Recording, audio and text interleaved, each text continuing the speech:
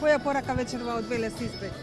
Порака за мир, за разбирање, порака да не се оди на агресија, порака да не се уништува она што е изградено досега во Македонија и основната порака дека од секогаш во Македонија се доаѓало на власт избран од народот, што значи преку фери демократски избори, како год и да ги наречат оние од страна, дали се кредибилни, дали се веродостојни.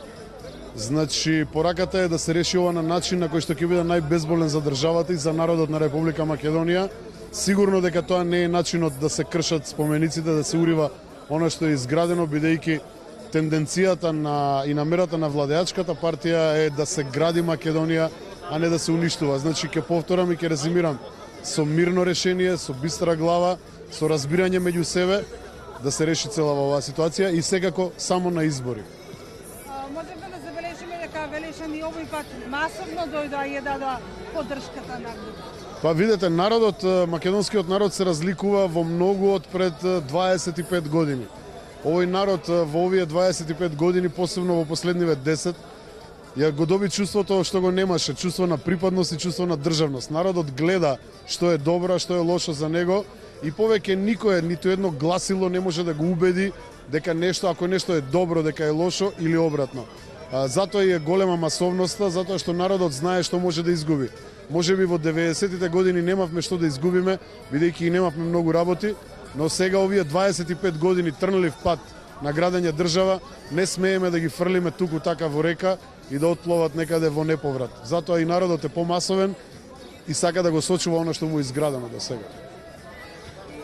Со нас во ова издание и господинот Филип Петревски, најавивте дека во четврток организирате голем собир во Скопје. Што е она што ќе се случи? Знаете што, овие, така да ги наречам, терористички напади врз спомениците, кои што прават раздор меѓу народот, кои што на народот му носат една загриженост, кои што ги прават луѓе кои што имаат сомнително минато, кои што ги прават луѓе кои што се на платен список на Сорос и на некои странски невладини организации, мора да престанат. Нашиот народ крваво ја извојувал својата независност и одлучил да ги одбележи главните моменти на својата историја, повеќе милениумска историја во главниот град во Скопје. И доаѓаат некои луѓе да ги кршат тие споменици, за македонскиот народ не е прифатливо. И ние ќе ги браниме тие споменици. И сакаме да им порачаме на сите да се повлечат назад. Затоа што ако сакаат да протестираат или ако сакаат да ги истакнат своите барања, тоа е легитимно право. Меѓутоа да уништува државна собственост на овој народ и овие споменици, нема да го дозволиме тоа.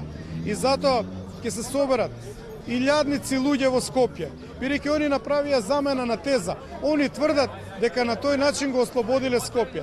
Тој вандализам, тоа хулиганство не е ослободување на Скопје, туку е отворање на рана во македонското национално ткиво, што е неприфатливо. И затоа ние сакаме да упатиме една цврста порака, дека знаеме што прават, знаеме кој стои зад нив, знаеме дека сакаат да нема избори, знаеме дека сакаат да креираат хаос. Тоа е недозволиво. Избори на 5 јуни, секој има право на еден глас.